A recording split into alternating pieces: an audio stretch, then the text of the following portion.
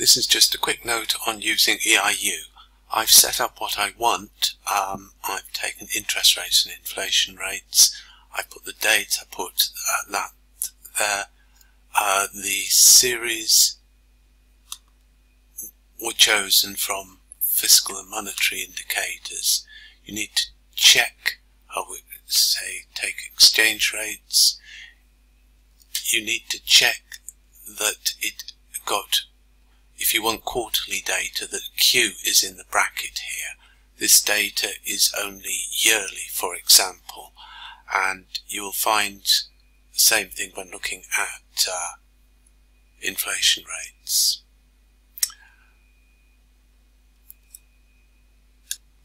Here they are. So YQM, yearly, quarterly, monthly. You can pick up the percentage change in the consumer prices. That is the inflation rate, so it will in a way do that for you.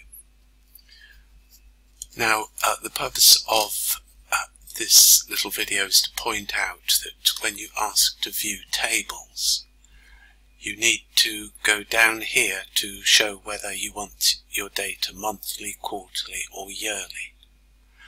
And the thing that's slightly different from previous ones is that you have to click on it's not, let's just see if I can just,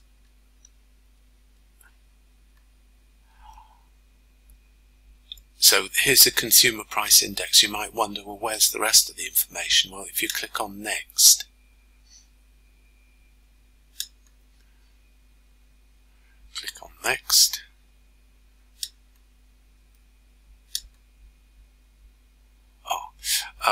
okay, I had already gone to the last one, so I need to click on previous, and this gives you the amounts. Now it's given it yearly here, and I actually wanted it quarterly. So if you want to save it quarterly, you've got to go through all the data and switch it to quarterly, because that's the one you want. Right? So that's what I'm doing. I'm going through and switching it to quarterly. And that's gone through all of them. So now they should all be in quarterly format. And that is slightly different. So that when you export it, you click on that, where it says export. I don't know if you can see it at the top there. Click on export, and then you will get something that should look like this, where all the indicators are on separate worksheets, which is slightly annoying. They used to output it all on one worksheet, which was much more convenient. So what you have to do now is to make up the vertical alignment. So you kind of block it, Control C to copy, and then you go to a square you want to paste it to, and you click on paste special. I always click values, transpose, OK, and then it produces the numbers you're looking for, and then you must make sure that you put proper titles in here. Just looking for them. Well, it's a consumer price percentage change. That's the title. So make sure that it's properly identified. And this one is the UK. So I'll put in UK. CPI.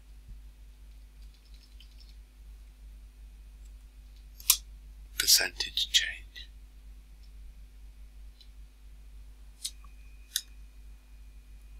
Okay, so and then we can just do that, and then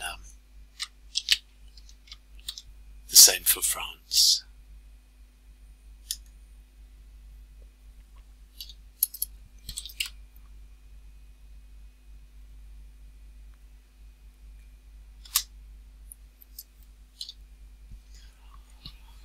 Let's check that I've got it right.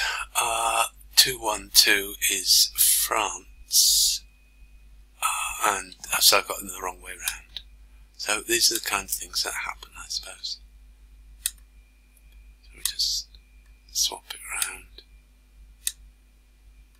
And then you have to go to the next page, block that, and do the same thing here so that you end up with your data in nice columns. These can then be processed, and for the regression I don't think there's any further advice needed. For the Excel, I hope to produce a little video that will show you the basics of analysing it without regression, and it sounds easy. It's a little more difficult than that, and remembering last year's efforts, I think perhaps a little bit more help would be in order, but I hope to produce that shortly.